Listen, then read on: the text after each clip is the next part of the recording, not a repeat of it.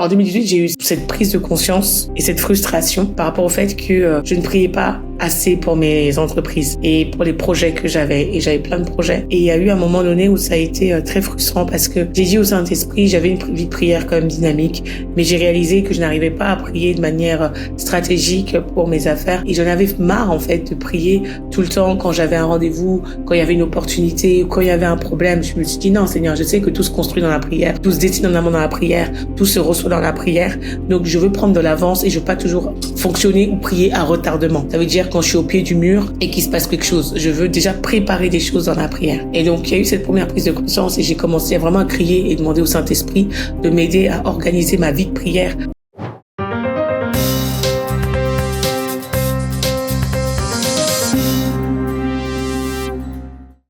Bienvenue sur Kingdom Business, le podcast des bâtisseurs du royaume. Ce lieu où l'action rencontre la foi ou alors la foi rencontre l'action. Ici, nous explorons comment vivre sa mission, mais également comment bâtir avec Dieu et surtout comment influencer notre monde au travers de l'entrepreneuriat. Alors, si tu penses que ton business n'est pas simplement un travail, mais un appel, alors tu es au bon moment. Parlons business, ce business qui transforme des vies et transforme les cœurs. Aujourd'hui, nous avons notre invitée est exceptionnelle. C'est une consultante en stratégie, une business mentor, une formatrice en management et stratégie digitale. Pascaline Monlouis, fondatrice de PSK Agency, agence de consulting et de formation en content marketing, diplômée d'un double master en stratégie, marketing et management des entreprises. Elle a travaillé pendant plus de 12 ans dans ce secteur en tant que responsable commercial, planeur stratégique et social media manager. En 2015, elle s'est lancée dans l'entrepreneuriat en parallèle de son activité salariée avec PSK Coaching, une plateforme de coaching professionnel pour les jeunes. Elle poursuit l'aventure 2 ans plus tard en créant une marque de vêtements streetwear, motivationnelle et éthique. Elle a plusieurs autres casquettes et surtout, elle est consciente que les défis des enjeux spirituels auxquels font face les entrepreneurs, sur lesquels elle veut contribuer, drainer les entrepreneurs finalement à conjuguer finalement leur foi et le business. Il y a tellement de choses à dire sur notre invité de ce jour. Je la laisserai plutôt dire des choses peut-être qui nous auraient échappé. Bonjour Pascaline. Bonjour Jerry. Comment tu vas? Écoute, je vais très bien, merci. Et puis merci pour l'invitation sur cette plateforme. C'est moi qui suis très honoré de t'accueillir ici. Je sais qu'avec les agendas qui ne sont pas toujours évidents, de trouver un petit temps où on peut justement discuter, c'est quelque chose de formidable. Alors, dans ta présentation, est-ce qu'il y aurait des choses que j'aurais omis de dire? Non, puis il y avait beaucoup de choses, du coup. J'aurais pas dit tout ça. J'aurais pas parlé de tout ça. J'ai vraiment à cœur d'aider les entrepreneurs à différents niveaux, donc tant d'un point de vue spirituel que d'un point de vue pratique et je vais dire professionnel. Donc pour ça, c'est vrai qu'aujourd'hui j'ai 2 structures, donc il y a Prière 100% Business, donc qui s'appuie sur le livre aussi que j'ai écrit et la plateforme aujourd'hui que je dirige, qui a pour but véritablement d'équiper et d'encourager spirituellement les entrepreneurs chrétiens. Donc avec Prière 100% Business, effectivement, on parle d'alignement prophétique, d'intercession stratégique, de combat spirituel, parce que effectivement, il y a cette conscience que le domaine du business, c'est un terrain de combat aussi, c'est un terrain hautement spirituel, et c'est important d'être équipé pour pouvoir se positionner correctement sur ce territoire et être éveillé quant à tous les enjeux spirituels qu'il y a par rapport au business. Donc, avec Prière 100% Business, c'est toute l'œuvre que l'on fait à ce niveau-là. Et puis, effectivement, de l'autre côté, j'ai mon agence, donc PSK Agency, avec laquelle je veux vraiment accompagner les entrepreneurs, mais là, d'un point de vue professionnel. Donc, je suis consultante en stratégie. J'accompagne sur toute la dimension et sur l'optimisation, la définition, l'élaboration des business models efficaces.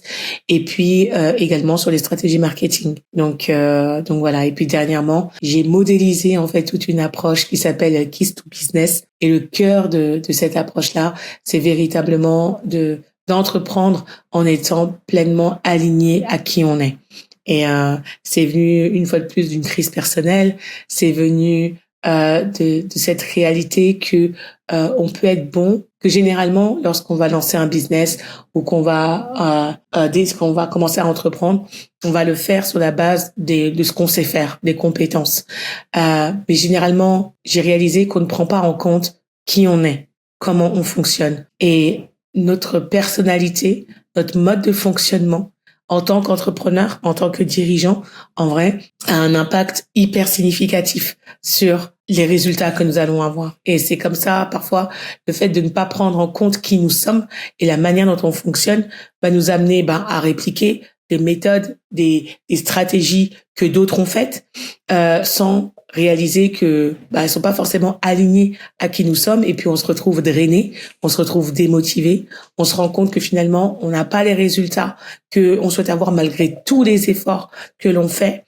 Et parfois c'est pas une question d'incompétence, c'est pas une question même de phase par rapport au business. On sait qu'un business a différentes phases, mais je réalisais que derrière cet épuisement, derrière ce manque de résultats qu'on peut observer, parfois il peut y avoir un désalignement en fait, et la non-compréhension de comment on fonctionne, et finalement le choix de business model qui vont nous drainer, qui vont nous faire douter, mais parce qu'en fait ils ne sont pas adaptés à la manière dont on fonctionne. Et moi j'en ai fait l'expérience, et du coup ça a été pour moi c'est un peu révolutionnaire, mais je suis hyper heureuse de pouvoir accompagner les entrepreneurs à découvrir qui ils sont, comment ils fonctionnent, et justement quels sont les business models et le type d'offre, le secteur, le domaine d'activité qui va leur donner de pleinement fleurir, parce que ça sera aligné à qui ils sont et à leur personnalité profonde, leur identité même profonde.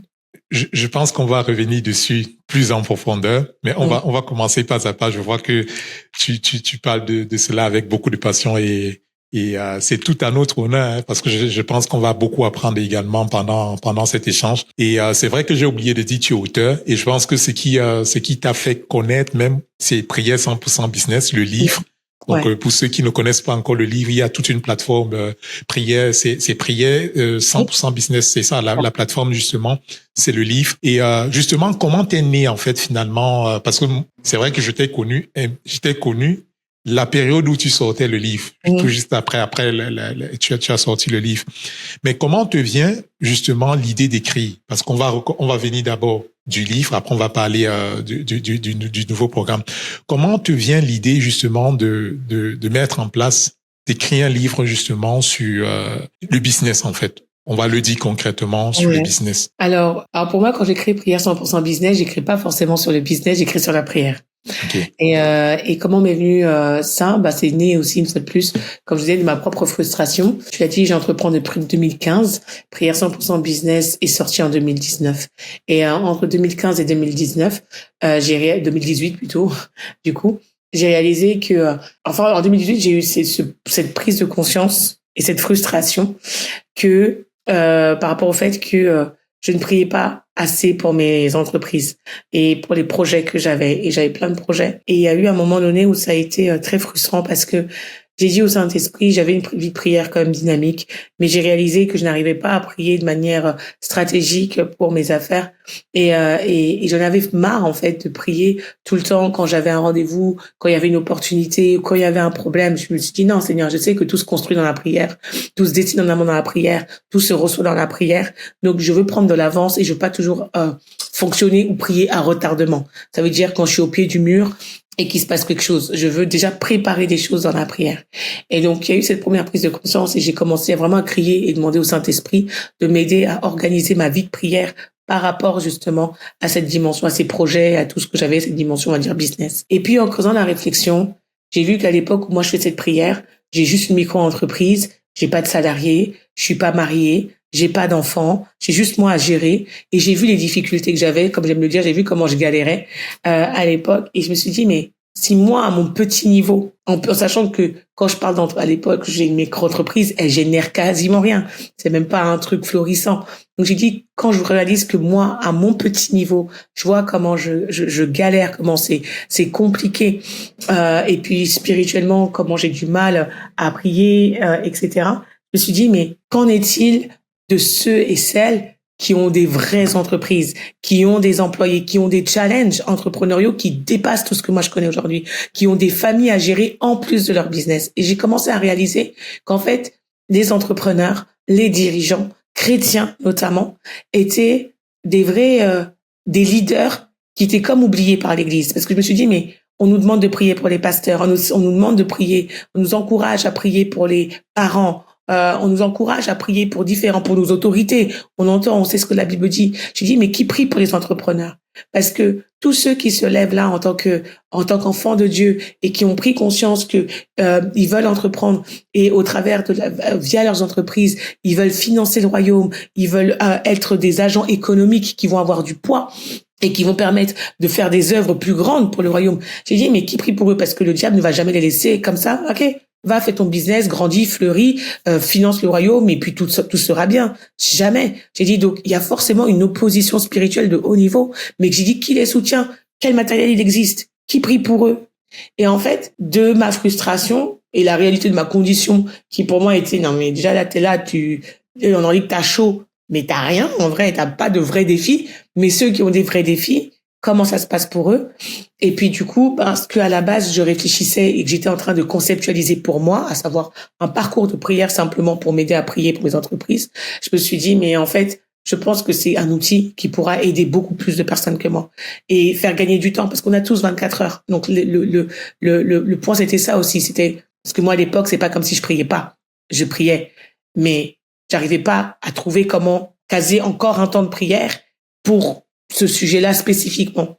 Et donc de ce que j'étais en train de construire à la base pour moi personnellement, je pense que c'est l'esprit bien évidemment qui m'a poussé à aller plus loin et finalement à avoir un outil. Et puis c'est pas que l'outil, parce qu'en fait le livre est né d'une vision beaucoup plus globale. Le livre était simplement un maillon d'une vision beaucoup plus globale qui visait véritablement à encourager et supporter dans la prière et par la prière les entrepreneurs chrétiens. Et donc ce livre-là venait comme une ressource, un outil qui avait pour but de permettre de couvrir des domaines, 30 domaines stratégiques pour la vie d'un entrepreneur ou d'un dirigeant chrétien dans la prière et pour à raison de 10 minutes par jour, même pas, de pouvoir prier efficacement, avoir un temps d'écoute, prendre de l'avance et anticiper dans la prière, construire par la prière et puis gagner du temps tout simplement. Donc l'idée elle est vraiment venue de là.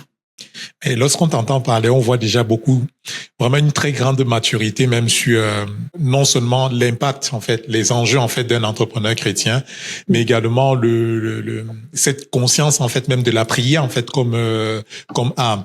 Je ne suis pas sûr que ceux qui nous écoutent ou les entrepreneurs qui nous écoutent ont déjà cette maturité-là, parce que moi, je rencontre quelques entrepreneurs qui sont chrétiens, mais qui sont encore dans la phase où ils ont une vie d'entrepreneurs et ils ont une vie chrétienne, c'est-à-dire que ce n'est pas encore réconcilié, c'est-à-dire que je ne suis même pas sûr à quel point ils prient en fait pour leur business. On ne va pas critiquer, hein. Je veux dire que c'est un processus, mais ouais. Déjà de comprendre même déjà la place d'un entrepreneur chrétien, du fait que je ne suis pas simplement chrétien, mais je veux dire mon identité me suit même dans mon activité. Je pense que déjà d'avoir cette prise de conscience là, tu vois, toi ton point de départ, je veux dire que certains n'ont même pas commencé en fait. Mais qu'est-ce que tu peux dire justement à quelqu'un, un entrepreneur, qui a plutôt une vie sans être péjoratif, hein, une vie religieuse, c'est-à-dire qu'il a sa vie à l'église, peut-être il a son service à l'église et il a son entreprise. Et donc l'entreprise qui gère autant qu'il peut avec les moyens qu'il peut. Justement, est-ce que tu peux juste dire 2-3 choses comme ça qui vont permettre déjà à la personne justement d'avoir ce point de départ là, justement ce point de départ qui peut justement concilier les deux.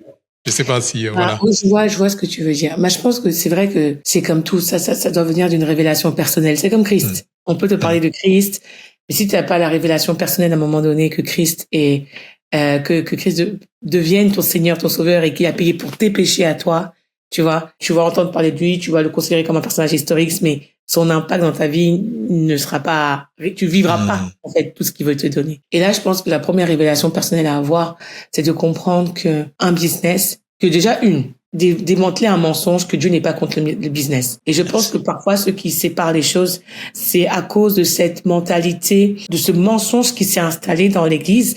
Et je pense qu'il a été aussi induit historiquement par la pensée catholique, la pauvreté, que avoir de l'argent c'était pas bon, etc., etc. Il y a comme cet inconscient de se dire que Dieu est contre le business. Et moi, il y en a plein qui m'ont dit ça. Moi, il y en a plein qui m'ont traité. Parfois, j'ai vu des commentaires sur des choses que j'ai mis sur Facebook. On m'a traité de marabout. Mais où est-ce que Dieu... Parce que les gens, en fait, font une confusion. Mais à certains égards, je peux comprendre parce que il y a eu tout ce qui est venu avec l'évangile de prospérité, qui est venu en fait aussi encore créer un autre mensonge et un autre clivage. Donc les gens pensent que quand tu parles de business, forcément tu parles de prospérité, mais dans le sens que c'est comme si que quand tu fais du business ou quand tu promeus du business avec Dieu, c'est comme si dans leur inconscient tu promeus l'évangile de la prospérité. Chose qui, pour le coup, pour moi en tout cas, c'est pas du tout mon cas. Moi, je pars pas du principe que tout le monde doit être millionnaire. Je ne crois pas que tout le monde doit... Non, on est riche en Christ et la richesse même n'est même pas question d'argent, en vrai. La richesse, elle n'est pas que financière. Le dernier niveau de richesse, c'est la richesse financière. C'est le dernier niveau de richesse, tu vois. Parce que l'argent ne peut pas m'acheter ma santé. L'argent ne peut pas m'acheter mes relations. L'argent ne peut pas m'acheter mon mariage. L'argent ne peut pas m'acheter... Tu vois ce que je veux dire? Ouais. L'argent ne peut pas m'acheter mon... Oui, si j'ai de l'argent, je peux m'éduquer. Mais même l'intelligence, moi j'ai fait par la grâce de Dieu, j'ai fait des études, c'est-à-dire j'ai eu mon double master, je suis allée jusqu'en bac+5. J'étais au lycée en prépa HEC dans le même lycée où était le fils de Sarkozy à Neuilly. J'ai été dans les trucs et j'ai été sidérée de me dire mais en fait, oui, tu peux avoir de l'argent, j'ai fait tu es dans des grandes écoles et être en face de gens qui sont bêtes. Ça veut dire qu'ils connaissent les maths, ils connaissent ces trucs, mais l'intelligence, c'est pas que le papier. Tu vois ce que je veux dire? Donc, l'argent peut t'acheter une éducation, tu peux payer des formations, mais l'intelligence, là, c'est pas l'argent. Il y a des gens qui ont pas d'argent, mais qui sont très intelligents. Et ces gens-là, d'ailleurs, ils construisent des choses. Tu vois ce que je veux dire? Ouais. Donc, tout ça pour dire que l'argent, en soi, c'est le dernier niveau de richesse. Néanmoins, aujourd'hui, on est dans un monde où les choses se financent par l'argent. Donc, on a besoin d'argent pour fonctionner. On a besoin d'argent pour créer des choses. Un hôpital ne se crée pas que par la prière. Il y a besoin d'argent pour créer des hôpitaux, etc. Donc, Dieu, aujourd'hui, la première révélation que ces gens-là devraient avoir, c'est avoir une réconciliation de Dieu et le business et de pas avoir cette image que Dieu est contre mon business. Et souvent, ceux qui font je peux pas critiquer, je connais pas tout le monde, tu vois, mais ceux qui vont faire cette séparation pour beaucoup, c'est parce qu'il y a comme une culpabilité ou peut-être un truc de se dire, mais en fait, Dieu n'est pas dedans, Dieu ne cautionne pas ça, Dieu ne veut pas ça à cause de cet inconscient qui s'est créé dans l'église. Tu vois ce que je veux dire? Oui. Et des gens qui peuvent se dire que oui, Dieu n'est pas dans le business, ça c'est pas de Dieu. Tu vois ce que je veux dire? Donc ça, c'est la première révélation personnelle à avoir par rapport au fait que, mais au travers de ce que je fais, en fait, je peux servir Dieu avec mon business. Et c'est le premier la première truc, en fait, là où ces gens-là sont, Dieu peut se servir de ton business et peut-être même Dieu veut se servir de toi dans ton business et le servir pleinement ne va pas te demander de vendre tout ton business et d'arrêter comme il a demandé au jeune homme riche. Il sait pourquoi il a demandé au jeune homme riche ça. Parce que c'est un attachement. Mais quand tu comprends ça, donc c'est la première révélation à avoir, je pense. Et la deuxième chose, effectivement, comme je disais, c'était, ça va plus loin, mais c'était que moi, je crois que dans le réveil qui se prépare, les entrepreneurs vont être vraiment une arme spirituelle entre les mains de Dieu. Amen. Parce que l'Église a besoin d'un réveil économique. Je ne parle pas de la séduction de l'évangile de la prospérité, de se dire que oui, il faut de l'argent pour m'acheter des villas, pour m'acheter... Ça, on s'en moque. Ces chaussures, ces villas, tu vas pas aller au ciel avec. Tu vois, ça ne produit aucun héritage. Ça ne fait que nourrir la chair. Néanmoins, les entrepreneurs sont des agents économiques. Et c'était le docteur Luc Ondias qui a dit à la conférence que j'avais faite en 2023 ou 2022. Et il a dit que le prochain réveil de l'Église, là, ça va être un réveil économique et politique. Et ça a frappé mon cœur parce que je pense que c'est vrai. Il y a eu le réveil par rapport au salut, il y a eu le réveil par rapport à la foi, il y a eu le réveil par rapport au charisme. Et maintenant, je crois qu'on rentre dans un temps où le réveil de l'Église doit être économique afin que l'Église puisse retrouver une puissance économique, pas pour dire je suis riche et opulente, mais pour pouvoir véritablement servir dans une autre dimension. Aujourd'hui, on est tous choqués à certains égards de ce qu'on trouve dans les programmes à l'école. Ce qu'on enseigne à nos enfants par rapport à l'éducation sexuelle, ça nous tue, ça nous fait mal au cœur. Mais où sont nos écoles? Où sont nos écoles? Une école, ça coûte tellement d'argent. Payer les bons professeurs, pouvoir financer une école, les ressources, le matériel, les professeurs, les salaires, ça coûte hyper cher. Mais on a besoin, si les entrepreneurs aujourd'hui, tu vois, ont les ressources pour pouvoir financer ce genre de choses, dire on investit et on finance des écoles, on n'aura plus de soucis. On pourra mettre nos enfants dans des écoles où ils vont apprendre des choses qui nous conviennent d'une manière digne selon ce que les valeurs que le Seigneur nous donne. Tu vois ce que je veux dire? Pareil pour la mission, pareil pour les formes de l'éducation, la santé aussi. Donc on voudrait avoir peut-être des cliniques, des hôpitaux, pouvoir accueillir des gens. Donc tout ça, c'est des choses où oui, il y a besoin d'argent et l'Église doit retrouver une certaine autonomie. L'Église doit retrouver une certaine puissance. On peut pas fonctionner simplement toujours que sur des dons. C'est-à-dire les gens ils ont leur salaire et ils doivent financer leurs factures et tout. Et puis à chaque fois on doit encore donner. Oui, la dîme pour financer le royaume. Oui, les offrandes. Mais à un moment donné, si on crée nous-mêmes de la richesse et ceux qui sont appelés à créer cette richesse, ce sont les entrepreneurs.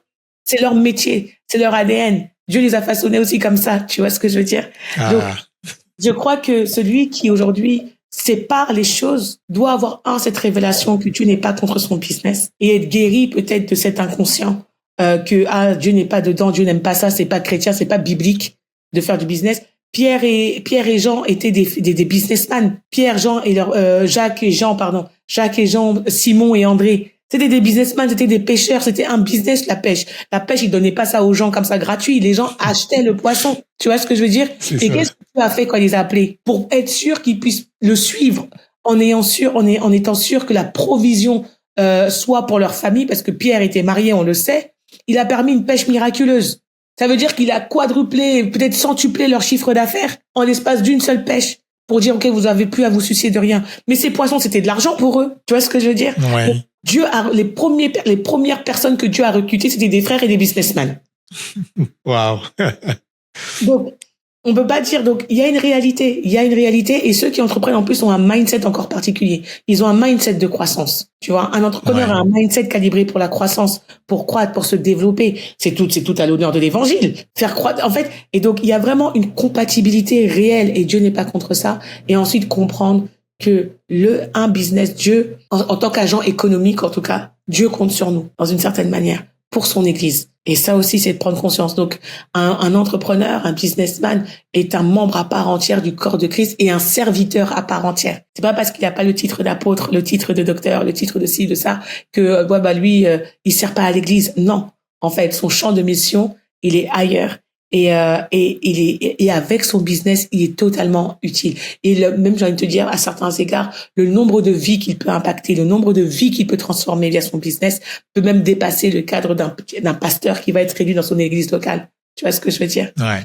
Donc, prendre conscience de ça peut changer toute la donne et permet de faire le lien, en fait, et de pas se séparer, du coup, ma vie spirituelle d'un côté et mon business. Maintenant, si tu es corrompu dans ton business, là, maintenant, c'est autre chose. Ouais. Ça résonne tellement en moi ce que tu dis parce que je sais que moi aussi, à mes débuts, c'était, je vais dire, j'étais dans ce dilemme-là. J'arrivais à un moment où le fait d'entreprendre était tellement brûlant dans mon cœur. Mais tout ce que je savais de l'entrepreneuriat, je me disais, je veux me compromettre. Je me disais, c'est peut-être pas un chemin pour moi. Et au final, l'appel sur moi, en fait, d'entreprendre était tellement fort que je me disais, comment c'est possible? Comment c'est possible? Parce que c'est comme si tu sens que tu es appelé à faire quelque chose, mais tout ce que tu sais de la chose, c'est quelque chose, tu ne sais pas si tu vas pouvoir t'en sortir. Tu te dis, c'est pas compatible avec ma foi et tout. Et donc, je comprends tellement ce que tu dis et ça résonne tellement en moi et je pense que nous sommes bénis d'entendre ce que tu es en train de dire là. Je ne pense pas que je l'aurais mieux dit, mais Dieu a vraiment besoin des entrepreneurs. Dieu a vraiment, et même ce réveil au travers des agents économiques, finalement des entrepreneurs, ça se voit de plus en plus parce que je sais que l'Église a combattu les entrepreneurs, a beaucoup combattu les entrepreneurs et de plus en plus, il y a cette prise de conscience là que les rois et les sacrificateurs ne doivent pas être séparés, mais que Dieu a fait de nous en fait non seulement des sacrificateurs, mais également des rois. C'est-à-dire, je prends l'image des rois comme ceux qui travaillent finalement dans le séculier. Ce n'est pas incompatible avec la vie de sacrificateur. Je pense que à chacun sa sacrificature en fait, de comment Dieu veut nous utiliser en fait quoi. Mais c'est vraiment comme tu le disais, de pouvoir comprendre comment Dieu veut se servir de moi au travers de l'œuvre de mes mains, Vraiment. Exactement. En tout cas, merci beaucoup pour cette réponse-là et je pense que beaucoup vont se retrouver et peut-être beaucoup qui entreprenaient et qui avaient fait cette séparation entre ce qu'ils sont en train de faire au quotidien et peut-être leur foi vont trouver en ce que tu as dit cette réconciliation-là. cet outil que Dieu veut se servir pour être un instrument, en fait, de bénédiction, non seulement pour l'Église. Je pense que chacun de nous a peut-être dans sa tête l'image d'une personne qui n'est peut-être pas réconciliée avec Christ, mais qui, au travers de ses œuvres, en fait, a retenu notre attention. Et je pense que c'est également cette image-là que je vois dans les entrepreneurs. Quelqu'un qui est excellent dans ce qu'il fait, qui a une touche particulière dans sa manière de faire les choses et qui suscite une certaine interrogation. Les gens ont besoin de savoir comment tu le fais, pourquoi tu le fais de cette manière-là. Et ça peut être justement ce moyen-là pour ramener des personnes justement à notre source qui est Christ. Tu sais, en vrai, il y a tellement de moyens. Je veux dire, effectivement, le témoignage d'intégrité, l'amour qu'on peut démontrer, ou l'attention, la bienveillance qu'on peut avoir avec ses collaborateurs, ses partenaires, faire des choix qui peuvent paraître à contre-courant, mais parce que tu te tiens dans la vérité. Tu dis non, ça on va pas faire, on va assumer, on va aller jusqu'au bout. Et puis parfois l'humilité de reconnaître, là je me suis trompé. En fait, il y a tellement de manières de dire. Christ nous transforme, en fait, et ce que j'ai compris aussi, c'est que aujourd'hui on nous vend l'image, et moi j'ai beaucoup lutté avec ça. C'est-à-dire que quand même j'ai lancé Prière 100% Business, et là, ça, la communauté grandit, il y a plein de gens qui suivent, etc. Et puis moi, à côté, je me rends compte que, je me dis, mais à un moment, je me souviens de cette conversation que j'ai eue avec mon mari, on était à Burger King, et limite, j'en pleurais, j'ai fait, non, mais en fait, il faut que j'arrête de dire que je suis entrepreneur, en fait, je suis une bénévole, parce qu'un entrepreneur, il fait de l'argent, moi, je fais pas d'argent, donc en fait, je fais du bénévolat, hein, c'est, voilà. Et j'étais frustrée, j'étais dégoûtée par rapport à cette notion, parce qu'effectivement, c'est comme si je rattachais ma valeur et ma crédibilité en tant qu'entrepreneur à l'argent que j'allais générer, au chiffre d'affaires que je faisais. Et puis, il y a eu ce premier shift où j'ai détaché ma valeur de l'argent que j'étais capable de faire ou d'avoir. Wow. Et ça a été la première, comment dire, je veux dire guérison ou délivrance ou peu importe, mais de dire, mais en fait, peu importe ce que j'ai dans mon compte, ça ne corrèle pas et ça ne traduit en rien la valeur que j'ai, en fait. Wow. Et la légitimité que j'ai en tant qu'entrepreneur, en tant que en tant que ça. Première chose. Et la deuxième chose, ça a été, sur Internet, on te vend, tu sais, quand tu regardes, parfois t'es là et puis on te montre les gens successful et puis tu les vois, ils sont là tous beaux, super bien avec le Mac, le ci et puis on te montre tout ce succès et puis c'est tellement beau et puis toi tu regardes et à certains égards tu te compares pas, mais en fait on t'envoie une image du succès. Tu vois, on t'envoie une image, on essaie de t'imprimer une image. Donc, en fait, si je réussis, il faut que je ressemble à ça. Ou il faut que je m'expose comme ça. Tu vois? Et c'est que comme ça que je vais pouvoir donner envie. Et moi, je me suis retrouvée, et ça a été très violent pour moi, à l'année dernière, à la fin du congrès que j'ai organisé. J'ai fini le congrès. Et en fait, ce congrès a été un challenge ça a été une montagne incroyable. L'événement se finit. Je me retrouve, il y avait plein de défauts d'organisation. J'avais un sous-effectif. C'est clair, il n'y avait que mon époux et moi. Et puis des toutes petites mains, mais du coup, il y avait plein de choses qui n'allaient pas. Rien n'allait pour moi dans l'organisation. À côté de ça, les gens qui ont participé se sont trouvés hyper bénis, ont été hyper contents. Mais je rappelle quand même que toi, tu es perfectionniste. Hein. J'ai déjà travaillé un peu avec toi. C'est pas du perfectionnisme. C'est pas du, non, mais bon, tu es exigeant. Non, franchement, je t'assure, c'est pas du perfectionnisme parce qu'il y avait vraiment de gros défauts d'organisation. Il y avait vraiment des choses qui n'allaient pas. Et j'avais le sentiment d'avoir volé les gens. Parce que le congrès est payant. Il avait un certain prix, un certain budget. Et pour moi, le budget qu'ils ont investi, enfin, les problèmes qu'on a eu, c'est comme si, je me dis, les gens, ils ont payé et ils ont pas eu à la hauteur de ce qu'ils ont payé. En sachant que c'est quand même un billet qu'il fallait mettre pour le congrès. Je finis l'événement en ayant l'impression d'être une voleuse, d'avoir volé les gens, donc de savoir comment réparer, comment je dois payer les gens. Et il y a plus d'argent. Et tu dois finir de payer les prestataires, etc. Et je me suis retrouvée dans une situation dans laquelle je ne voulais absolument pas me retrouver, pour laquelle j'avais prié pour ne pas me retrouver, et je me retrouve dedans. Et je me sens en échec le plus total. Et là, j'ai honte. Vraiment honte. On dit que Christ a porté la honte sur la croix. Mais à ce moment-là, la honte, là, je sais qu'elle est sur la croix, mais elle est aussi sur moi. Donc, je la sens et je la vis. Et puis, je dois finir de payer la salle, etc. Et je m'en retrouve. À un moment donné, je suis là, je sais pas, je tourne, je prie. Et je sens que je dois faire un appel aux dons pour pouvoir avoir des fonds pour, Et là, c'était le dernier truc. C'était le brisement utile. Le truc qui pouvait me terminer en fait. Donc, je le fais. Et j'ai fait une vidéo sur Instagram et j'ai expliqué la situation en toute vérité. Il y a une partie de moi, je me sentais échec. Tout ça, c'était égal échec. Et après coup, j'ai réalisé, et quand j'ai vu les commentaires, combien ont été touchés et ont été, touchés par la vérité et par l'authenticité. Wow. Et beaucoup se sont reconnus. Parce qu'en fait, dans les backstage, on se sait tous. Tu vois ce que je veux dire? C'est ça. Dans les backstage, on se sait tous. On sait comment c'est, tu vois? Ouais. Et là, le fait de pas être venu avec une image, et puis moi, c'est même pas mon genre. De toute façon, je m'expose même pas tant sur les réseaux sociaux. Mais en fait, ce fait de dire, voilà la vérité, voilà ce qui s'est passé, voilà la situation, voilà où j'en suis. Les gens se sont reconnus. Les gens se sont vus. Et en fait, ça a donné plus de force aux gens de continuer. Tu vois ce que je veux dire? Ouais. Que le fait de venir avec, le super shine et puis le glowy, etc., etc. Et qu'est-ce que je veux dire par là? C'est que un vrai entrepreneur, c'est quelqu'un qui réussit, certes, mais on sait tous, aujourd'hui, tous les entrepreneurs qu'on admire, ils sont pas arrivés comme ça du jour au lendemain. Ah, c'est sûr. Tu vois? Et on les admire encore plus quand on voit les montagnes qu'ils ont dépassées, les chemins tortueux. Tu vois ce que je veux dire? Ouais. Et on se rend compte qu'en vrai de vrai, un vrai entrepreneur, c'est pas celui qui brille, c'est celui qui tient. Ah ouais. Tu vois? Ah c'est oui. celui qui tient. Et le tout, c'est de tenir. Parce qu'on connaît la réalité. On connaît la vérité. On sait. Si t'es un vrai entrepreneur, tu sais. Si on t'a légué une entreprise qui a déjà beaucoup d'argent, t'es dans une autre dimension. Mais si t'es un vrai entrepreneur qui commence et qui passe toutes ces vagues, tu connais. Ouais. Ces moments où il y a personne. Ces moments où tu sais même pas comment tu vas finir, où tu vois ta trésor à la zéro et tu sais qu'il y a des factures qui arrivent. On connaît la vérité, en fait, tu vois.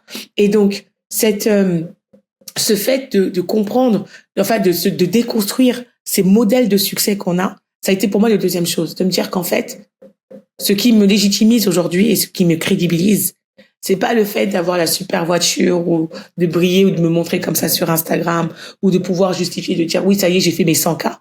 Je ferai mes 100K, mes 200, mon million, peu importe. Mais la vérité, c'est que dans tout le process, les gens puissent se reconnaître, tu vois. Et en vrai, ce qui me rend légitime, c'est que je tiens. Gloire à Dieu. Tu vois? Ouais. Ce qui me rend légitime, c'est que je tiens.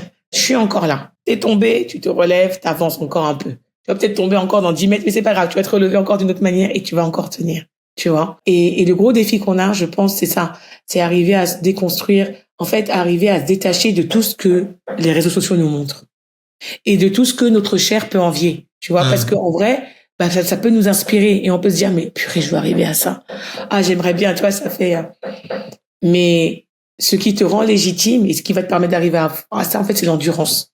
Le fait d'arriver à tenir, d'avoir le mindset qu'il faut, d'avoir la foi qu'il faut, le cœur qu'il faut, tu vois, et ne pas avoir honte, finalement, de ces échecs. Et je te disais toute cette histoire-là parce que j'ai vu comment la honte m'a saisi, j'ai vu comment j'ai eu honte et comment, pour moi, du coup, j'étais limite disqualifiée, tu vois, du game des entrepreneurs. Et en fait, je me suis dit, non, peut-être c'est ce qui me qualifie le plus. Ouais. Mais tu vois, ce qui me parle encore plus dans ce que tu dis, et que justement, moi, au travers de ce podcast, j'ai aussi envie de mettre en avant, c'est que pour la plupart d'entre nous, même lorsque tu es chrétien, tu n'as qu'un seul modèle de réussite. C'est ce que les réseaux sociaux te montrent en tant qu'entrepreneur. Du bling-bling, du chiffre d'affaires et tout. Et l'une des choses que je veux aussi mettre en avant, c'est que justement, l'entrepreneur avait dit, ce n'est pas que du chiffre d'affaires. Même si c'est important, ce n'est pas notre résultat essentiel. C'est John Maxwell qui parle de ça, en fait, lorsqu'il parle du résultat essentiel. C'est-à-dire, chaque entreprise doit définir c'est quoi son résultat essentiel. C'est-à-dire, après le chiffre, après qu'on ait fait 1 milliard de dollars, bref, après notre CA, c'est quoi notre raison d'être? Ça ne peut pas être que l'argent, en fait. Qu'est-ce qui nous permet de nous lever? Et donc, c'est totalement ce que tu es en train de dire. Mais aujourd'hui, on est bombardé. Mais alors, quand tu dis que tu vas entreprendre, mais les réseaux sociaux te bombardent avec des schémas, en fait, des schémas on va dire des schémas de réussite, hein, qui sont que de l'argent. Et justement, celui qui est chrétien et qui veut avoir un autre modèle, en fait, n'a pas d'autre modèle. Et c'est là où je dis, nous qui entreprenons et qui voulons faire des choses avec Dieu, il faut que le Seigneur fasse paraître notre voie. Il faut que les gens puissent avoir une alternative de se dire, il n'y a pas que le chiffre. Et ce n'est pas le chiffre. Je ne suis pas à la quête, je ne suis pas en train de poursuivre le chiffre. Et c'est totalement ce que tu es en train de, tu es en train de détruire, tu es en train de décrire, en fait, ouais. Ben c'est ça, tu vois, moi je me plaignais et je me suis dit oui, je veux faire en fait, c'est ce que je disais à mon époux.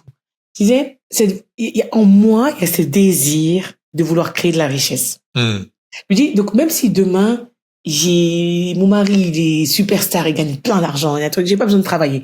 Je sais que je travaillerai et je ferai la même chose pour arriver à percer le mystère pour arriver à créer de l'argent. Ça, c'est comme mais c'est pas pour me dire ouais je suis riche, etc. C'est pour apprendre à d'autres à le faire aussi. Mais le vrai truc c'est que souvent c'est ça, c'est réévaluer. On pourrait dire que ouais elle dit ça parce qu'elle a pas d'argent, qu'elle a pas. En fait j'ai peut-être pas des millions, mais je me sens tellement riche, tu vois. Ouais. Et par exemple avec ce que j'ai bâti, enfin ce que le Seigneur m'a donné de bâtir. Et je prends par exemple Prière 100% Business qui est une asso aujourd'hui. Donc même si l'asso elle faisait des millions, c'est pas dans ma poche. C'est dans l'assaut. Je réalise là ça va faire 6 ans. Ça fait 6 ans, plus de 6 ans que ça existe. Tu vois, c'était pas une question d'argent. Mais par exemple, quand je vois la qualité des contacts que j'ai créés grâce à ce ministère, les gens aujourd'hui avec qui j'ai pu connecter, des personnes qui sont devenues des personnes proches dans mon cœur que j'ai connues grâce au travers de ça, tu vois. Oui. Donc si je regarde juste l'aspect relationnel. En business, on dit c'est pas ce que tu fais, c'est qui tu connais. C'est ça. En business, c'est pas ce que tu fais qui est important, c'est qui tu connais. C'est ça. Si tu peux faire ce que tu veux, si tu restes au même endroit. Si tu connais la bonne personne, t'inquiète pas que tu vas être positionné au bon endroit. Tu vois ce que je veux dire? C'est ça. Les relations, mais moi je suis milliardaire. La qualité. Tu sais, pendant ce temps-là, après le congrès, où je te dis, hein, j'ai été frappée par la dépression. C'était terrible. J'étais là en train de ruminer, en train d'essayer d'avoir une once de ça pour savoir qui j'étais encore, tellement j'étais frappée dans mon être intérieur. Et à un moment donné, le Saint-Esprit me dit regarde ton téléphone. Et juste mon WhatsApp Business, il m'a dit défile. Regarde le nom, regarde regarde les gens qu'il y a dedans. Regarde les gens de qui tu as le numéro personnel. Regarde les contacts que tu as et les gens dont tu as le numéro perso que tu peux appeler là comme ça. Tu es la somme de ces gens-là. Si ces gens-là t'ont donné leur contact, c'est que tu n'es pas n'importe qui. Amen. Tu vois, ta valeur, tu peux la corréler aussi, tu vois. Les gens que je connais, je sais que c'est pas des relations, c'est pas des gens, c'est pas, enfin, ce que je veux dire, c'est pas du fake. Je sais que là, c'était des personnes, si je demande quelque chose, j'ai de l'aide, un conseil, elles vont me répondre, tu vois. Ouais. Et j'ai dit, mais oui, si je compte mes relations, moi, je suis archi riche. C'est ça. Je suis vraiment très, très, très riche, tu vois. Au niveau de ma santé. Qu'est-ce que tu peux aussi dire, par exemple, à des personnes, justement, qui pensent que lorsqu'on parle de business, en tant qu'entrepreneur chrétien, du coup, ça doit toujours être, du business pour des chrétiens. C'est-à-dire que, non. Justement, de faire, qu'est-ce que tu peux dire, justement, pour... Non, faut arrêter. Ça, tu vois, par exemple, tu vois, dernièrement, j'ai reçu des paroles prophétiques et l'insistance de sors du milieu chrétien, sors de là, c'est bon, sors. Donc avec Prière 100% Business, le but c'est d'édifier les entrepreneurs chrétiens spirituels parce que c'est une œuvre spirituelle. Ça c'est voilà. Au niveau de mon agence au départ et sur le positionnement que j'avais en tant que consultante, comme beaucoup de gens me connaissaient sur Prière 100% Business, du coup ils voulaient que je les accompagne sur des trucs comme ça. Mais aujourd'hui avec ce que je fais pour Keys to Business, c'est pas chrétien, c'est ouvert à tout. Et en fait, cette lubie de vouloir faire que pour les chrétiens, mais en fait, non. Si, effectivement, Dieu t'appelle et dans ton fardeau, c'est pour les chrétiens, gloire à Dieu.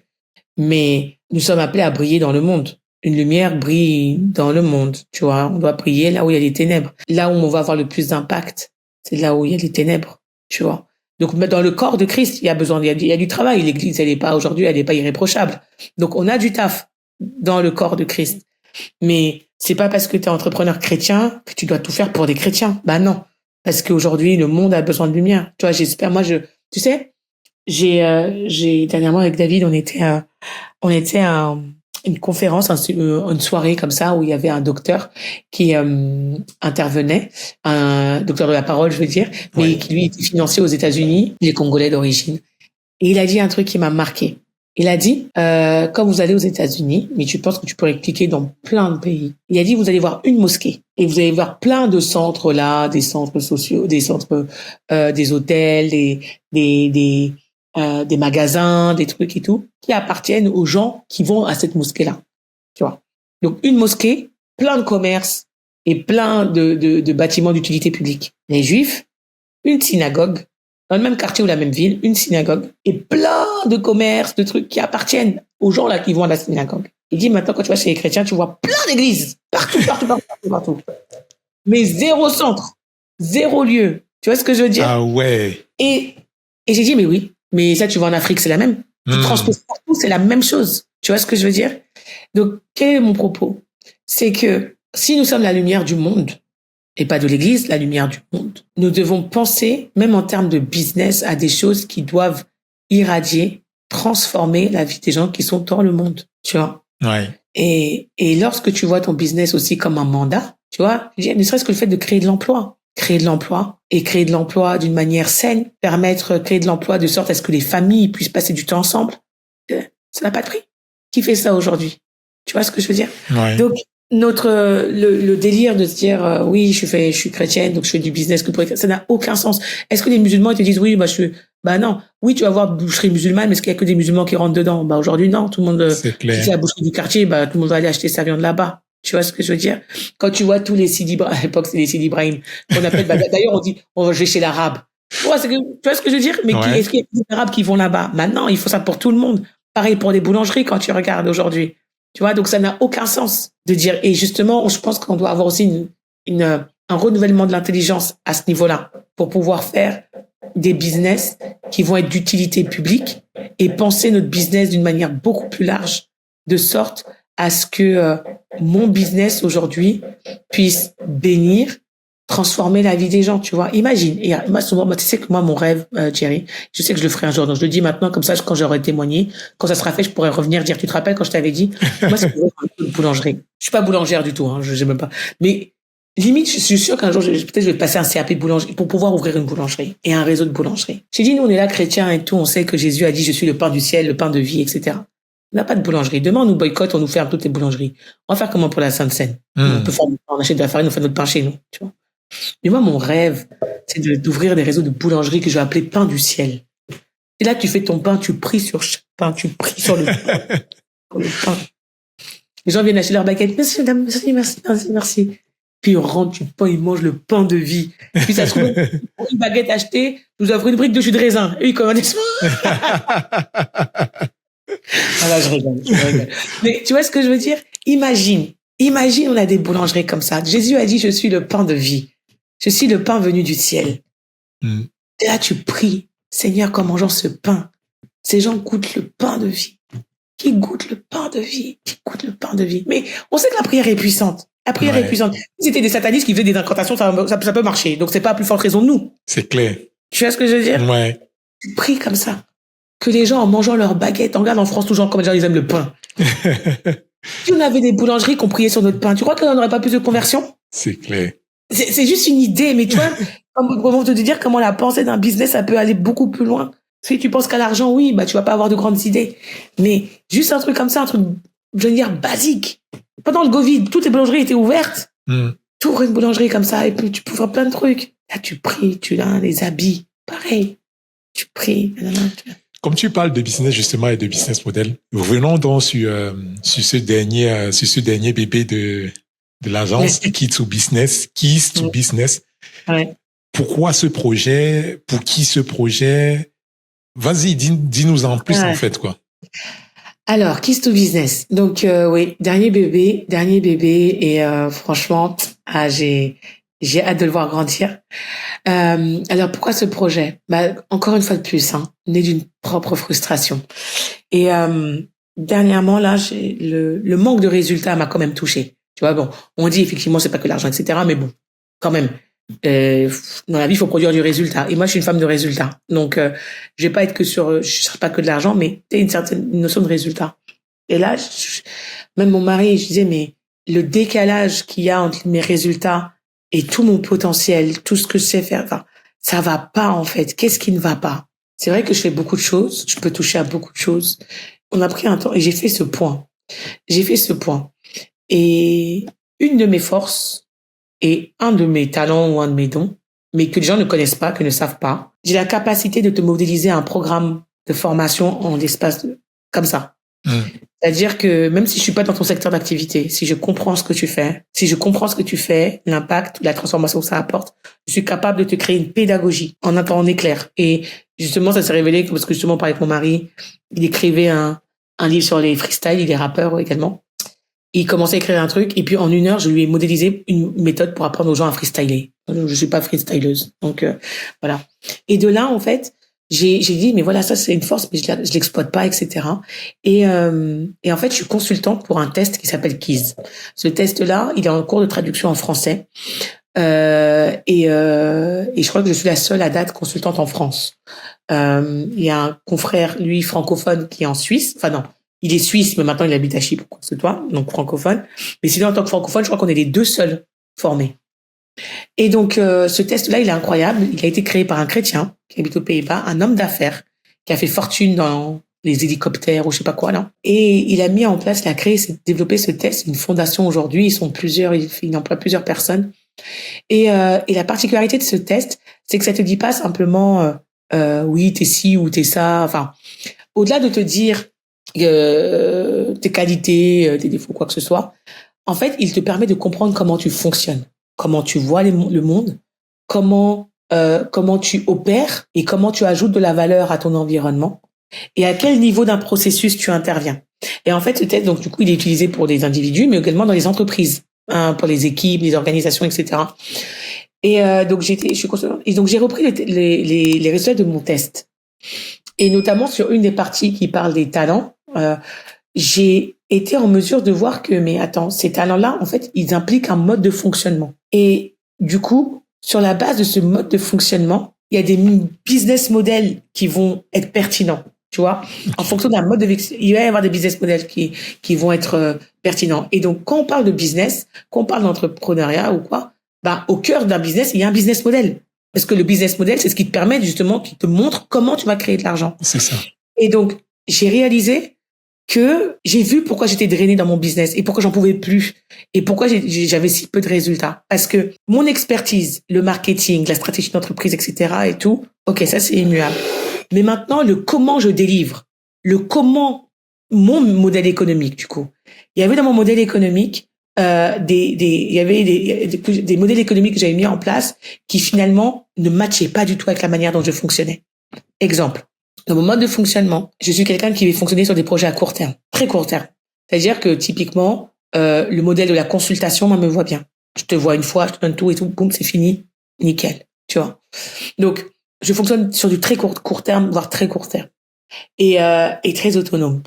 Et je vendais du coup des accompagnements ou des accompagnements, des recommandations stratégiques, plus des accompagnements qui m'amenaient à travailler sur du moyen, au moins du moyen terme, peut-être parfois même sur du long terme. Mais là, tu m'as perdu.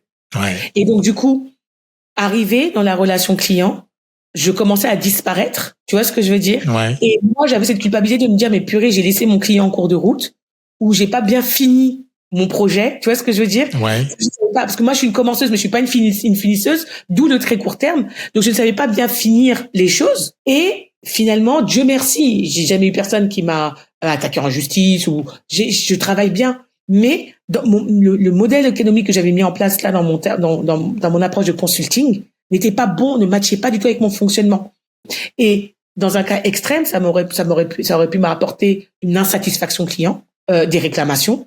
Tu n'as pas fini, le projet n'est pas abouti. Tu vois ce que je veux dire? Oui. Et voilà. Donc, j'ai revu tout mon business model et toute mon offre sur la base en m'alignant par rapport à mon mode de fonctionnement suite aux résultats du test. Et en fait, sur la base de ça, du test, en fait, en appui sur le test, j'ai modélisé des ateliers, justement, qui permettent, sur la base de tes résultats, d'identifier le type d'offre, le type de public auquel tu dois t'adresser aussi. Ça, c'est très important. Les business models qui matchent à ta personnalité. Et après, pareil, parce que moi, j'aime le marketing, mais en termes de stratégie marketing, également, d'avoir une stratégie marketing, une stratégie de visibilité qui soit aussi adaptée à qui tu es, sur la base des résultats de ton test. Tu vois? Okay. Et donc, du coup, ça te permet de construire, de développer ton business en étant pleinement aligné. Parce que là où souvent on est très au fait du quoi, ce que je suis capable d'apporter, ce que je sais faire, etc., etc., on oublie souvent que la manière, la méthode, le comment peut torpiller tout le quoi. Tu peux avoir le bon quoi, si t'as pas le bon comment, ça va jamais fonctionner. Ouais. Tu vois. Et donc, le comment, il prend en compte également, il doit prendre en compte, puisque c'est toi l'entrepreneur, et surtout si tu es solopreneur, il doit prendre en compte ton mode de fonctionnement. Et si tu as quelque chose qui va à l'encontre de ton mode de fonctionnement, eh ben, c'est mort. C'est pour ça que tu peux prendre les méthodes des autres. On peut te dire, oui, tu fais comme ça, des tunnels, des trucs, etc. Et on va te présenter tout un schéma sur papier qui peut fonctionner, qui peut bien fonctionner pour beaucoup de personnes. Mais si toi, dans ton manière de fonctionner, il y a des choses qui ne matchent pas, tu vas galérer à faire ça. Tu ne vas pas t'épanouir, ça, tu vas te drainer et il va y avoir même parfois aucune résonance. Donc, tu vas le faire parce qu'on a dit qu'il faut le faire. Mais dans les faits, toi, il y aura aucune résonance. Tu vois? Oui. Donc là, c'est pas une nouvelle méthode mais c'est simplement une conscience de j'ai une personnalité. Donc, savoir quelle est ma personnalité. Donc là, le test KEYS permet de mettre en lumière des points clés. Et sur la base de ça, du coup, j'ai modélisé ces ateliers. Donc, il y en a 2, qui permettent justement maintenant de définir le bon business model et de définir les offres aussi, que les offres qui vont être pertinentes par rapport à la manière dont tu fonctionnes et à qui tu es. Et le tout, c'est de retrouver du sens dans ce que tu fais, un plein alignement, donc de l'énergie, de la force, tu vois, pour pouvoir aller jusqu'au bout. Parce qu'en fait, finalement, dans toutes les étapes de ce que tu vas délivrer, de ce que tu vas proposer, de ce que tu vas faire, de la manière dont tu vas communiquer, tu vas te retrouver, en fait. Tu vois. Mais qu'est-ce que tu réponds aux gens qui vont te dire que bon, eux, ils résolvent ce problème-là en déléguant? C'est-à-dire que une fois si je reste sur ton exemple, ouais. Toi, par exemple, tu es forte pour démarrer, en fait, et peut-être moins pour maintenir, pour faire le suivi. Il se dit, bon, OK, moi, je vais démarrer, mais je vais mettre en place, je vais déléguer tout ce qui est service après-vente et tout ça. Est-ce que la délégation, c'est forcément le remède ultime à ce manque de compétences sur cette partie où on est moins bon? Alors, la délégation, c'est une bonne chose. Moi-même, il y a des choses où je suis bonne que je dois déléguer. Donc, la délégation, c'est pas le souci. Mais c'est que même si tu délègues, il y a des choses que toi, tu dois faire. OK. Mais tu vois ce que je veux dire? Il y a des choses que toi, tu dois faire. Tu peux savoir là où tu es bon. Mais à un moment donné, si on parle de voir plus de résultats et de grandir, parce que c'est pas parce que tu délègues que tu as plus de résultats. Ouais. Tu vois ce que je veux dire? Ouais. C'est parce que si tu délègues que tu as plus de résultats. Donc, en fait, le tout, c'est de vraiment être aussi capable d'identifier les bons leviers de croissance. Et puis, il y a le fait de déléguer et puis aussi le sens que toi-même tu veux retrouver, tu vois. Est-ce que finalement le business, il est aligné quand on dit à ta personnalité, à ton identité, c'est même à ce que toi-même tu veux. Tu vois ce que je veux dire? Est-ce qu'il doit jaillir de toi? Tu vois ce que je veux dire? Et parfois, tu peux avoir le nez tellement dans le guidon que t'as plus conscience, en fait. Mais en fait, qu'est-ce qui doit sortir? C'est quoi qui me touche, en fait? C'est quoi que, naturellement, tu sais plus? Parce que, et dans le test, c'est intéressant parce qu'à un moment donné, on parle des dons. Il y en a 3, des dons naturels. Et puis, il y a ce qu'ils appellent les acquired gifts. Et en fait, ce sont les dons que tu as développés, non pas parce qu'ils sont naturels, mais pour survivre dans ton environnement. OK. Tu vois? Mais qui ne sont pas tes dons naturels. Et donc, ces dons-là, quand tu les utilises, ça te draine quand même un peu. Mais tu as su les développer pour t'adapter à ton environnement. Tu vois? Oui. Donc, on est des aides d'adaptation. Donc, naturellement, tu vas réussir à survivre en faisant des choses. Mais parfois, tu peux ne plus avoir conscience. Tu vois? Mais en vrai, quelles sont ces choses que je fais tellement naturellement que je les occulte? Que je n'ai pas conscience. Comment j'ajoute de la valeur à mon environnement naturellement? Tu vois? Sans même y penser. Ouais. Et le fait d'avoir souvent cette pause et de refaire un focus sur soi, et c'est pour ça que le programme il commence avec le test KEYS et la restitution, tu vois, d'avoir en fait une image renouvelée de soi, de dire mais oui, mais en fait ça c'est moi. Ah mais oui. Et donc moi à chaque fois là, les gens qui ont fait le test disaient mais j'ai découvert des choses. J'ai découvert des choses sur moi, des choses que je savais, c'est venu me confirmer des choses que j'ai comprises sur des manières, pourquoi ça me dérangeait, pourquoi ça je fonctionnais comme ça, tu vois ce que je veux dire? Ouais. Des choses que j'ai comprises, donc d'avoir une lumière nouvelle ou ajustée sur qui je suis et de comprendre comment maintenant mon business doit s'aligner ou va s'aligner à ça en fait. Et c'est hyper puissant. Ouais. Mais là, tu mets clairement le doigt sur quelque chose de très important parce que moi également, quand je regarde un peu les entrepreneurs, bref, et ceux avec qui je peux travailler, le gros problème généralement, c'est de savoir qui on est. C'est-à-dire que souvent, et même souvent ce qu'on veut en fait, parce que être en activité, faire beaucoup de choses, ça ne dit pas en fait ce que tu veux. À la question, qu'est-ce que tu veux vraiment? Tu vas voir que beaucoup de gens vont déluder la question en présentant ce qu'ils font. Mais quand tu reviens à non, pas ce que tu fais, qu'est-ce que tu veux? Qu'est-ce que tu poursuis? Qu'est-ce que tu veux? Exactement. Et ça remet justement, ça remet les choses vraiment à leur base de savoir qu'est-ce que je veux? Qu'est-ce que je veux? Voilà. Exactement. Quel est le but que je recherche? Et tu vois, moi, j'avais du coup, un des participants au programme. Ça a été mon premier. Il a pris direct et tellement que ça résonnait. Et je te disais, voilà, il est super, pour le coup, lui, il a pas de problème de résultat. Enfin, en soi, il n'a pas de problème de résultat. Il fait de l'argent. Il fait de l'argent. Il a ses clients, il a sa notoriété. Dans ce qu'il fait, il est super bon, tu vois. Et il est reconnu pour ça. Et il m'a dit, mais moi, à chaque fois que maintenant j'ai un contrat, que j'accepte un contrat, j'ai l'impression de me prostituer. Tellement, il y a pas de sens, en fait. Il comprend pas, il y a un désalignement profond. Et donc, il a fait le test déjà. Et ce qui est ressorti du test, c'était intéressant. Moi, je m'attendais à voir certaines choses par rapport à ce que je sais, à ce qu'on sait de l'activité, et pas du tout. Et en fait, ce qui est ressorti de son test, c'était très fort. Et puis, cette notion de compassion, du fait d'aider les autres. Et puis, il a compris, voilà, que parfois certains clients se confiaient, parlaient. Et puis, finalement, il y avait quelque chose de l'ordre du thérapeutique qui était très fort en lui, mais inexistant dans son business actuel. Waouh. Tu vois? Et là, comme il était vraiment dans un temps d'audit, de revoir tout, le fait de revenir sur lui, de comprendre ça, etc., ça l'a recentré. Et là, dans les offres qu'il veut mettre et dans ce il souhaite partager, les éléments là qui sont ressortis vont l'aider. Et quand on a fait le travail après par rapport aux ateliers aussi, des éléments qui sont sortis par rapport au business model, des choses qui étaient inexistantes de son offre actuelle, mais du coup qui vont pouvoir s'intégrer et redonner du sens à plein de choses, tu vois. En fait, c'était hyper puissant de se dire, mais voilà, parfois, c'est pas l'alignement, enfin, tu peux avoir du résultat, dans le coup là, c'est l'autre sens, mais totalement déconnecté. Et là, c'est pire parce que c'est ton estime de toi-même, c'est ton être intérieur qui dépérit, tu vois. Et on se rend bien compte que c'est pas tout l'argent. Et de l'autre côté, quand tu fais tout, tu donnes tous les efforts et que tu as zéro résultat, que tu es drainé financièrement, il y a rien qui décolle et tout, ça aussi, c'est épuisant, tu vois. Ouais. Moi, c'était plutôt ce point-là qui m'a donné de me remettre en question et d'arriver à modéliser ça. Donc, mon but, c'est vraiment de promouvoir maintenant cette réalité, qu'il est important d'avoir un business aligné à sa personnalité, à son identité profonde, de savoir qui on est, de comprendre comment on fonctionne et d'être conscient qu'il y a des business, c'est pas tous les business models qui vont fonctionner avec qui je suis. Non, tu vois. Et voilà. Donc, c'est la mission.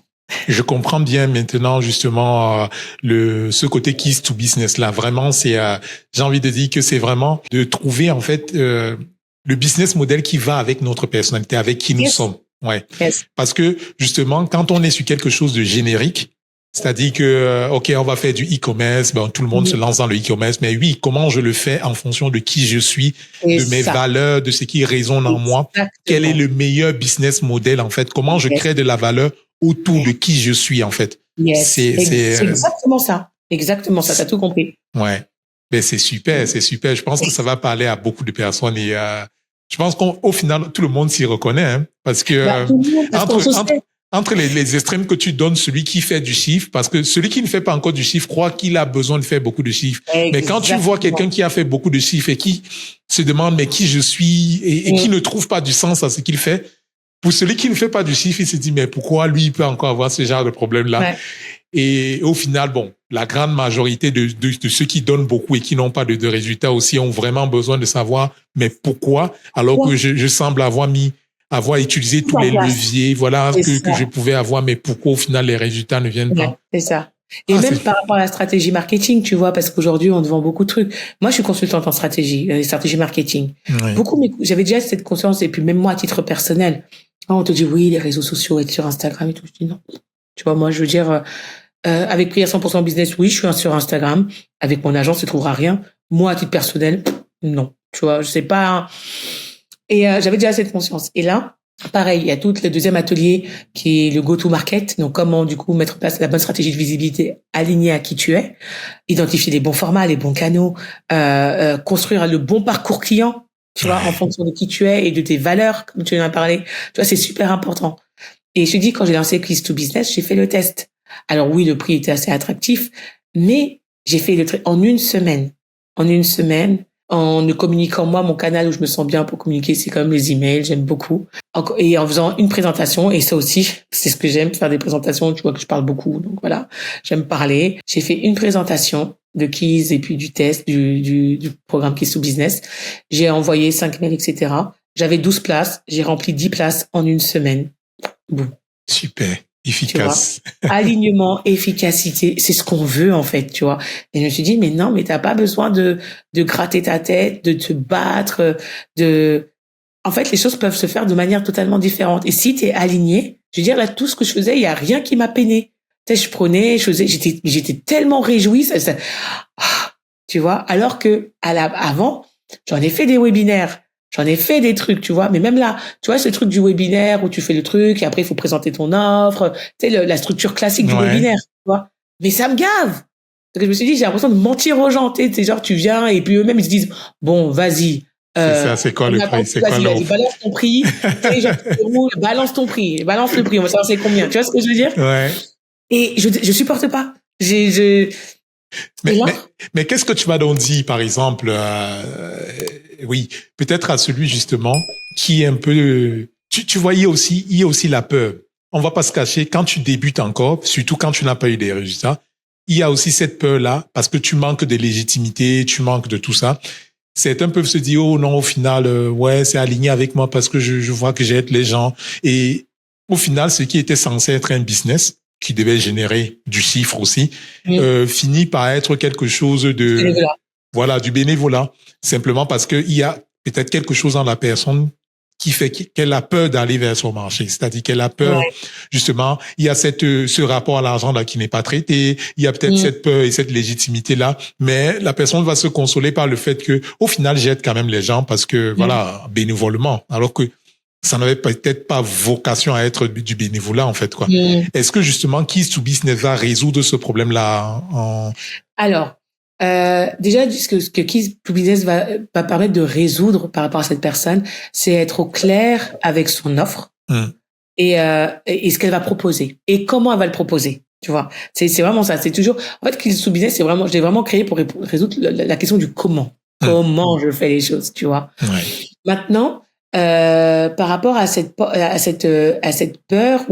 y a toujours des process. Tu vois? Et généralement, quand tu testes une offre, quand tu testes un marché, bah oui, il est recommandé, tu le fais gratuitement, tu choisis tes personnes, 3 personnes, tu dis, OK, moi, Keys to Business, regarde, je l'ai lancé, le prix, j'ai fait un prix bas volontairement, parce que c'était mes bêta-testeurs, tu vois? Donc, et même là, il y en a plusieurs qui m'ont dit, si ça avait été plus cher, j'aurais pas pu, tu vois. Donc, j'ai mis un prix bas, j'ai fait un paiement 3 fois jusque le truc. Donc, la plupart, ils ont pris sur cette formule-là, mais ça m'a permis de tester le programme, tu vois. Donc, c'était pas gratuit, c'était prix bas.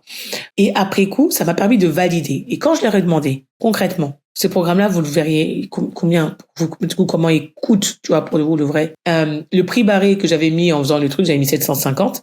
Ils ont dit au moins le double. Et on m'a dit, en vrai, entre 1005, 2000, enfin, même, il y en a une qui a dit, pour moi, ça, 3000, c'était du professionnel, donc on pourrait même aller sur du 3000 €, tu vois. Donc, du coup, j'étais au moins minimum sur du 1005 par rapport à ceux qui ont vécu le truc et qui étaient capables de me faire un retour concret, tu vois. Et au plus sur du 2000, 2005, 3000, tu vois.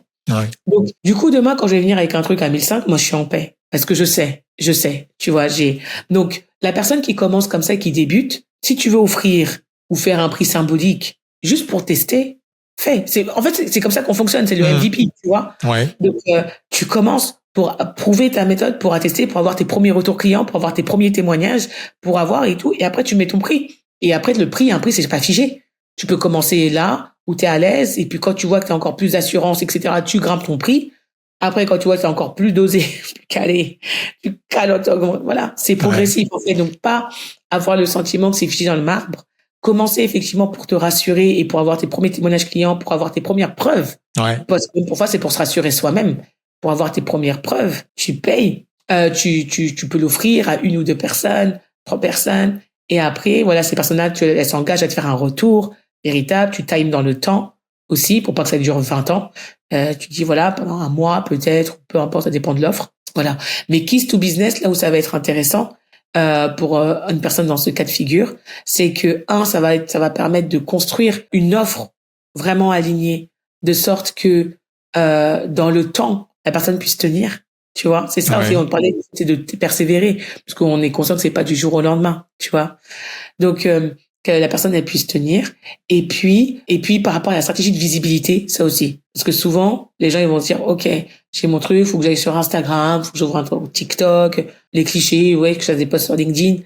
Ouais. Là encore, il y a tellement plus, tu vois. C'est parce que c'est ce qui est vendu, en fait. C'est parce que ce qui est vendu, c'est tout ce que les gens savent. Oui, mais non. Donc, tu vois, Kiss to Business, là, on bâtit une vraie stratégie marketing quand même. Un vrai parcours client aussi.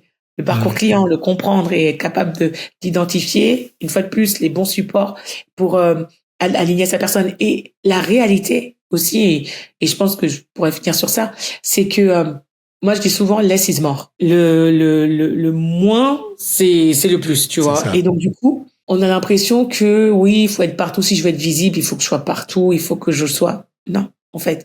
Et même pour être totalement honnête, on nous vend la notion d'audience, tu vois. On pense que les gens qui ont des grosses audiences, qui font là les vues, là les likes, bah, c'est eux qui réussissent. Mais c'est pas vrai, en fait. Si tu touches les bonnes personnes, c'est pas mieux vaut toucher 15 personnes qui vont acheter que 1000 qui vont pas acheter. Tu vois ce que je veux dire? Mais nous, quand on voit les 1000, on est séduit. On se dit, ouais, maintenant, moi, je voudrais plus aller les 1000 parce que dans notre tête, on pense que s'il y a beaucoup, ça veut dire que beaucoup vont acheter. Moi, j'ai une communauté que Prière 100% Business, il y a 18 600 personnes qui suivent la page. Ouais. Là, les trucs que je fais, c'est Instagram qui me ramène le moins d'argent. Quand je fais les congrès, voilà comment je communique, etc. Ça ramène peu. Ceux qui achètent, c'est ceux qui me suivent, ceux qui sont sur ma base email, ceux qui lisent, c'est eux, tu vois. Ouais. Et parfois, l'audience, elle est pas ouf. Tu vois, là, quand je dis les résultats que je fais, les résultats que j'ai fait là avec les 10 personnes, la base, j'ai fait exprès. J'ai pas envoyé sur la base Prière 100% Business. J'ai communiqué uniquement sur la base, ma petite base PSK, avec 225 contacts actifs. Ah oui. C'est sur eux que j'ai commencé. Donc, j'ai fait 5 000 € de chiffre d'affaires avec 100 personnes qui ont ouvert mes mails. Non, ça, il faut que les entrepreneurs qui nous écoutent et comprennent bien ça parce que ça, c'est aussi une déconstruction en fait qu'on doit. Voilà. Ouais. L'audience, c'est que du m'as-tu vu. Ouais. C'est pas l'audience qui achète, tu vois. Ce sont ceux qui sont engagés qui te suivent véritablement. Donc d'où c'est pas une question de poursuivre, d'avoir une course au like, aux vues. Non, c'est juste de produire le bon contenu pour les bonnes personnes. Ouais. Et avoir le bon système qui va te permettre de connecter et de connecter avec ces bonnes personnes, tu vois, de faire en sorte qu'elles te suivent dans des plateformes même autres que les réseaux sociaux. Tu vois. C'est tout. Ah, c'est tellement passionnant. Et là, quand vous écoutez parler Pascaline, on voit toute la professionnelle, hein. C'est pas, ouais, non, mais on voit tout le bagage marketing qui parle, on voit, voilà, toute la maîtrise, c'est, voilà. Donc, en tout cas. Il faut le vivre, donc Super. En tout cas, merci beaucoup, Pascaline. Je pense que on a fait le tour des actualités. Je sais que Pascaline a dit que la connaissance, elle actuellement a dit sur beaucoup de sujets. Et aujourd'hui, on a parlé de Key to Business, on a parlé de Prière 100% Business, mais on a également vu également toute la maturité qu'elle peut avoir dans le fait d'entreprendre en tant que chrétienne. Voilà, de l'impact qu'elle veut avoir, qu'on devrait avoir en tant que chrétien. Et également les valeurs qu'elle peut partager. Je pense qu'au travers de ce qu'elle dit, ça transparaît en fait ce qu'elle veut vivre et surtout ce qu'elle veut transmettre au travers de ses contenus. En tout cas, Pascaline, on te remercie beaucoup. Merci. On essaiera de mettre tes ressources en bas de cet épisode. Et au plaisir d'avoir peut-être un prochain épisode avec toi. Avec grand plaisir. Voilà. Donc que le Seigneur te bénisse. Merci beaucoup. Ouais. Et merci à tous nos auditeurs qui nous ont suivis pour cet épisode. Et à très bientôt. À très bientôt. Merci à vous. Merci.